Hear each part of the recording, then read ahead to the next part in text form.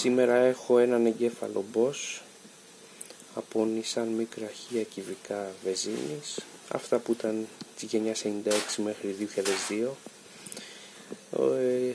Χάλασε η μονάδα του immobilizer και θα ξεκλειδώσω τον εγκέφαλο για να πάρει μπρος στο αυτοκίνητο. Είναι η μοναδική λύση αυτή, οπότε πάμε να προχωρήσουμε τις διαδικασίες εδώ πέρα.